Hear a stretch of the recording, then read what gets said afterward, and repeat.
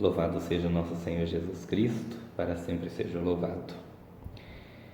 A dona Sônia, que coordena os vicentinos aqui na cidade, me pediu para falar um pouquinho sobre os pobres no Antigo e no Novo Testamento.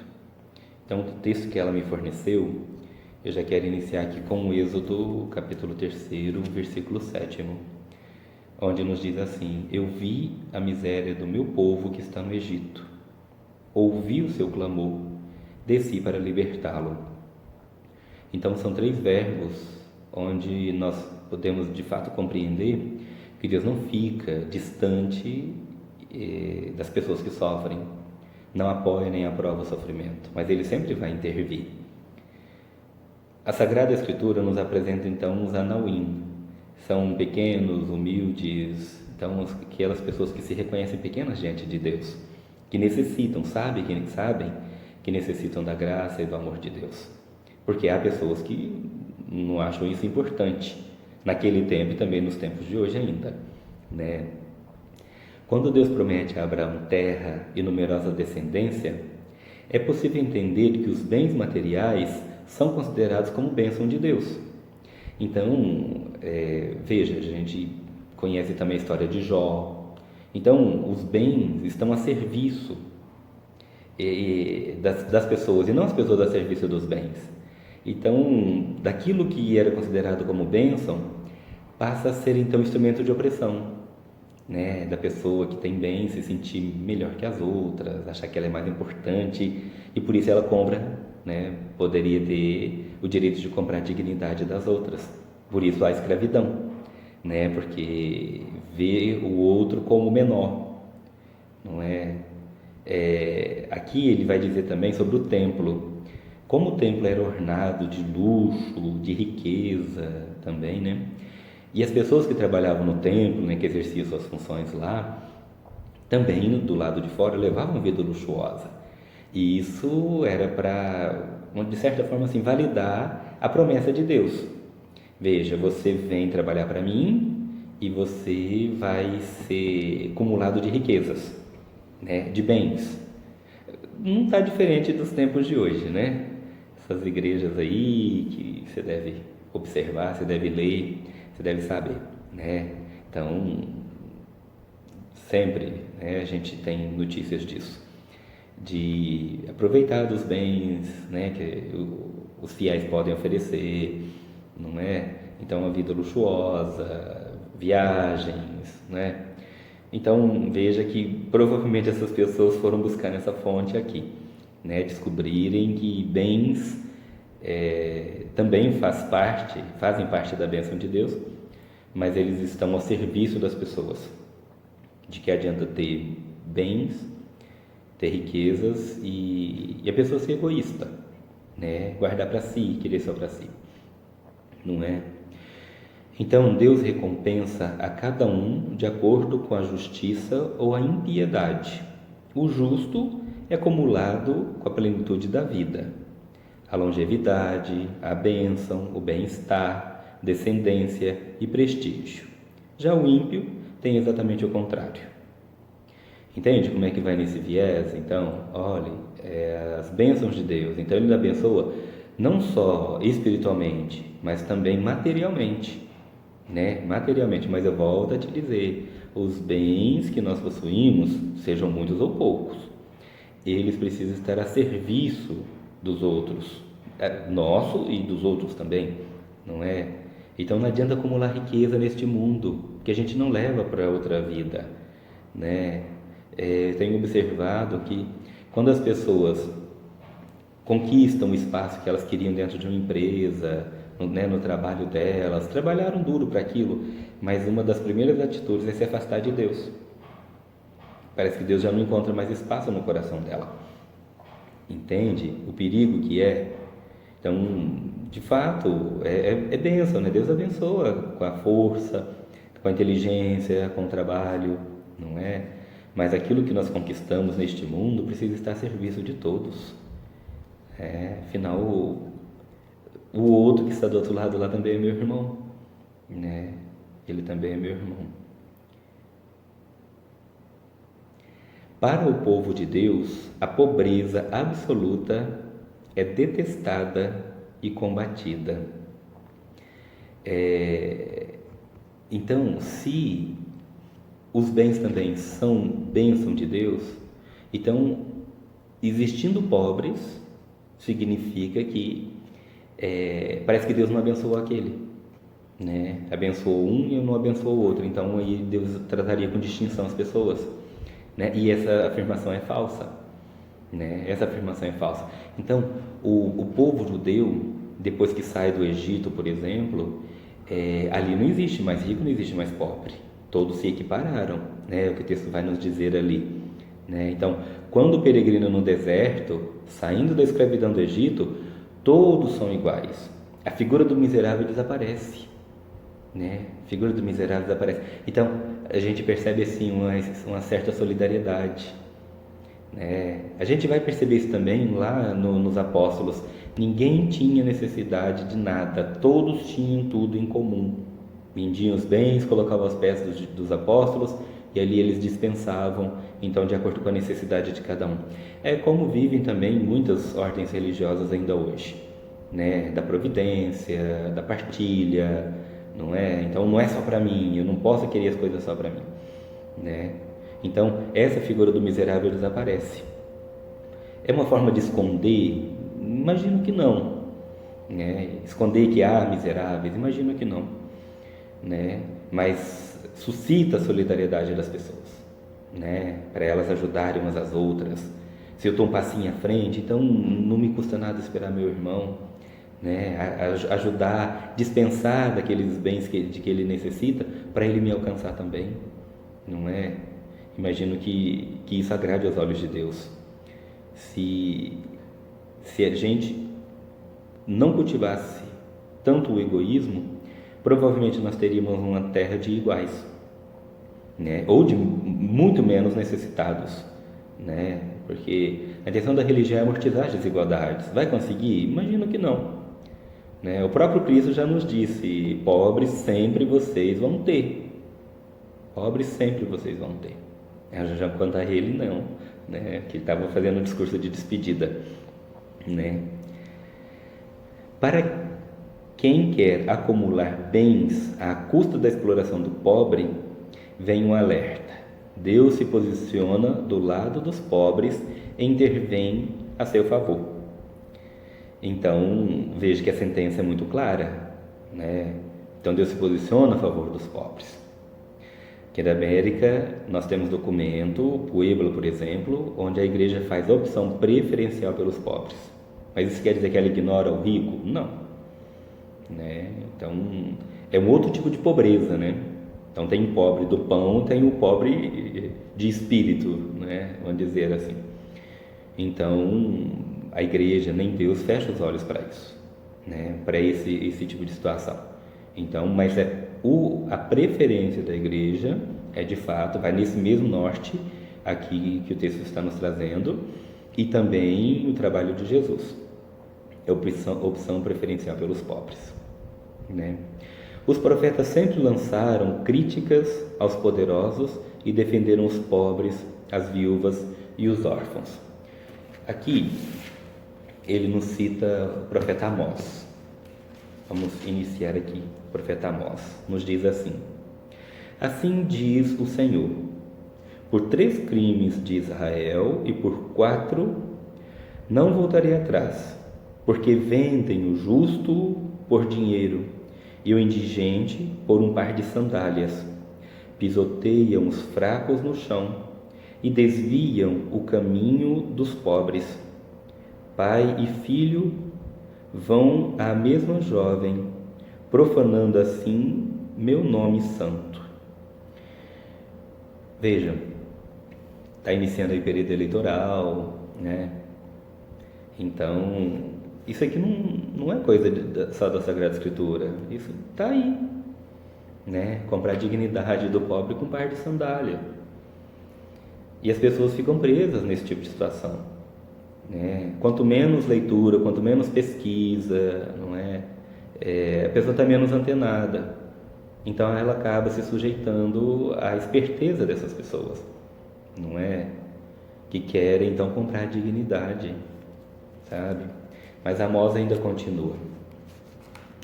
Tem aquele ali que eu li, então é o capítulo 2º, versículo 6º e o 7º. Agora é o 4, só o versículo 1º. Escutem esta palavra, vacas de Bazã, da montanha de Samaria, vocês que oprimem os fracos e esmagam os indigentes, e dizem a seus maridos: tragam algo para beber. Olha, o profeta chama aquelas mulheres ricas, que ele está falando que vivia nas alturas de Samaria, chamam de vacas de Bazã, sabe? Porque são egoístas, né? Querem as coisas só para elas, não é? E esmaga o pobre, não é? Compra a dignidade dele. Agora é o 5, de 11 a 12, ainda Amós. Porque esmagam o fraco, cobram dele o imposto do trigo. Eles poderão construir casas de pedras lavradas, mas nelas jamais irão morar. Poderão plantar vinhas de ótima qualidade, mas do seu vinho não beberão. Pois eu sei como são numerosos seus crimes e graves seus pecados. Exploram o justo, aceitam subornos e enganam os necessitados junto à porta. Olha que são sentenças fortes, né? São sentenças fortes que Nosso Senhor faz. Agora é o 8, do 4 ao 6.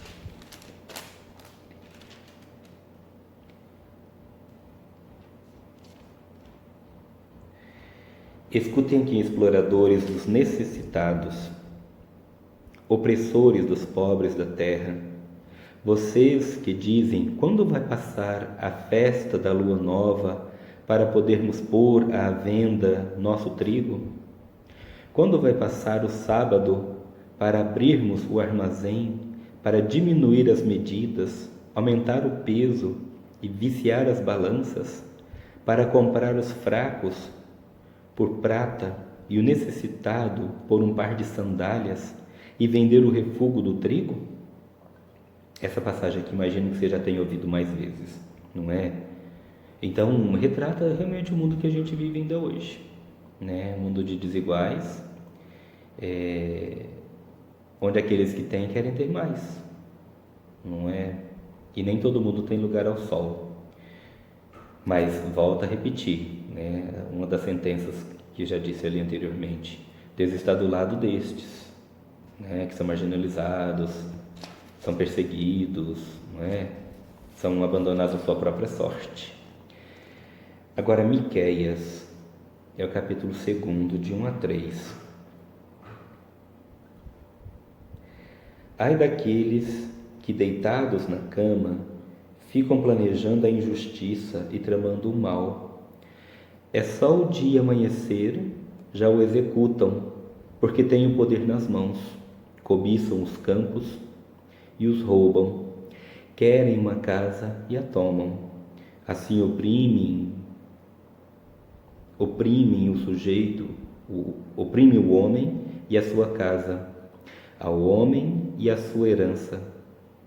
É por isso que Javé diz assim: vejam, estou planejando contra esta gente uma desgraça, da qual não poderão esconder o pescoço, nem poderão andar de cabeça erguida, será um tempo de desgraça. Veja, então são sentenças muito fortes, né, que os profetas trazem para tentar tocar o coração das pessoas, né, buscar mudança, porque um dia nós vamos nos reportar para Deus, não é? O que a gente fez com os bens que conquistamos, né? Está a serviço das pessoas, se serve para oprimir, não é?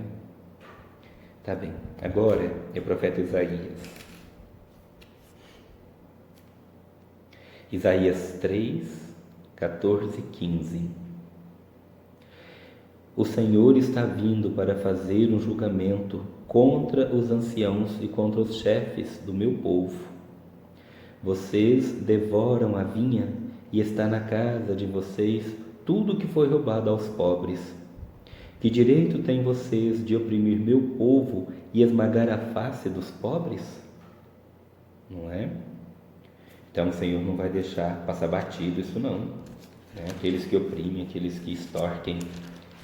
Agora é o 10, 1 a 2. Ai daqueles que fazem... Desculpa.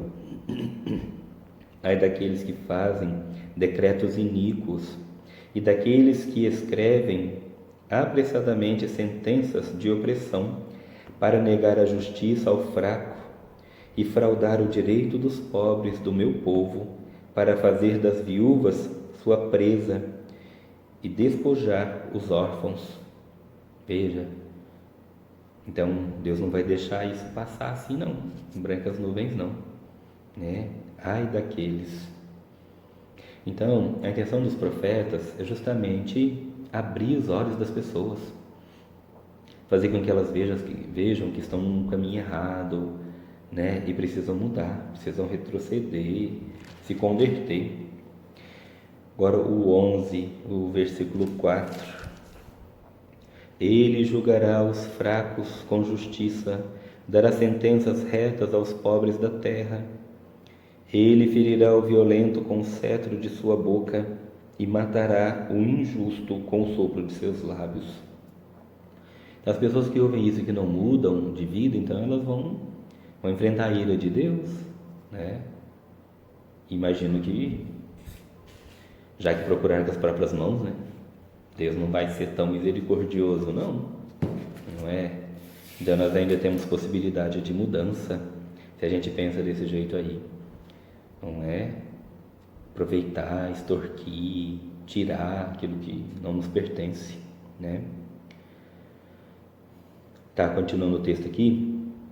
Se não concebe a fidelidade à aliança, não se concebe a fidelidade à aliança sem a prática da justiça.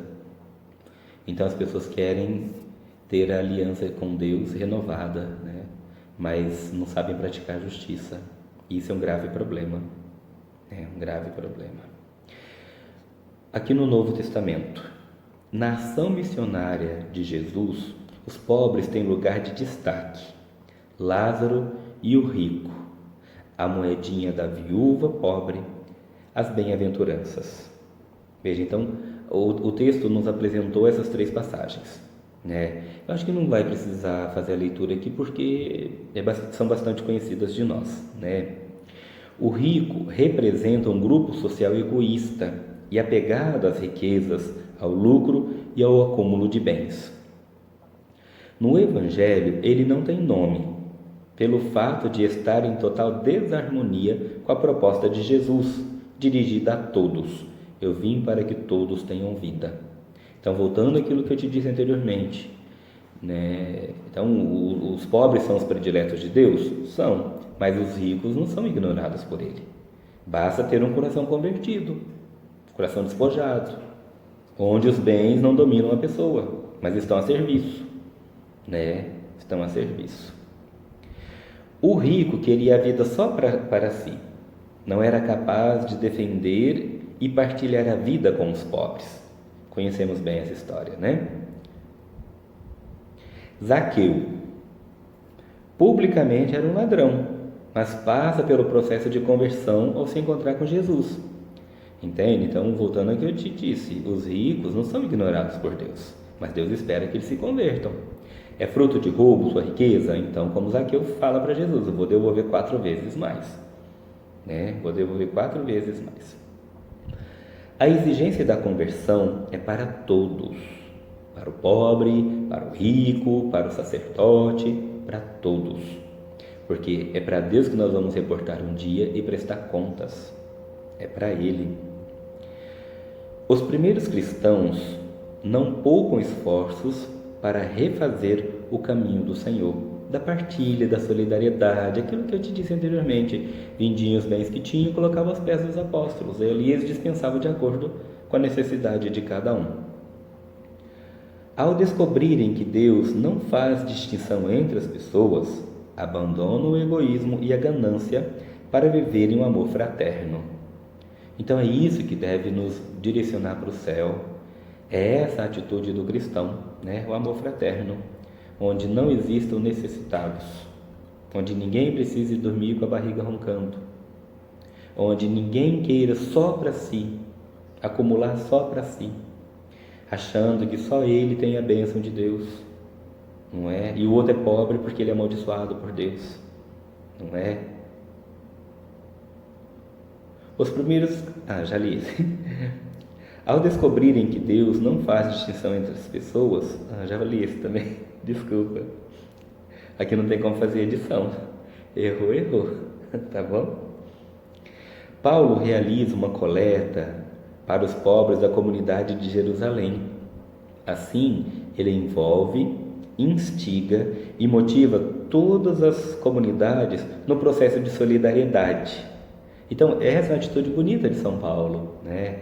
Então, ele vai lá e faz uma coleta. A igreja de Jerusalém estava passando muita necessidade. Então, ele vai lá e faz uma coleta, sobretudo com os gregos, né? E aí ele manda para Jerusalém. Então, ele instiga a partilha. Então, quem tem mais, então doe, não é? Instiga as pessoas a doarem, não é? Partilhar com aqueles que não têm. O amor é o que move o cristão.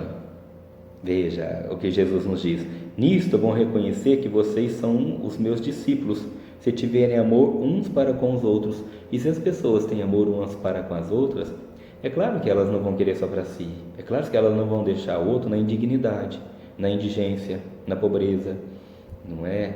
Claro que ela vai estender a mão e vai pegar também na mão que está estendida para ela, né? Suplicando um pouquinho para si. O amor de Deus deve ser traduzido em prática concreta, manifestando a misericórdia e a justiça de Deus.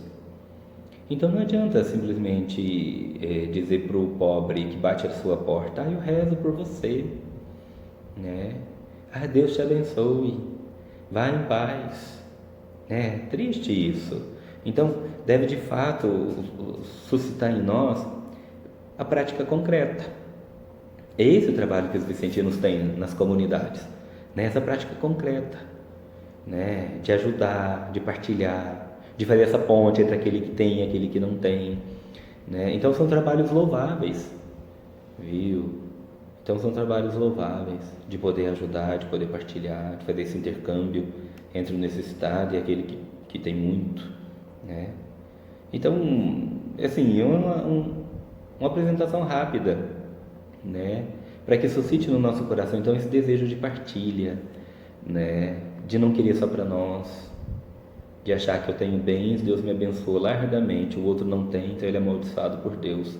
E não é isso, né? Espero que tenha ajudado, sabe? É uma explanação curta, mas de um significado bastante profundo. Eu espero que Deus também toque o seu coração, né? Se você tem, que você sabe partilhar. O Senhor esteja convosco e Ele está no meio de nós. E desça sobre você, sobre sua casa, seu trabalho pastoral, a bênção de Deus Todo-Poderoso, Pai, Filho e Espírito Santo. Amém. Fique com Deus.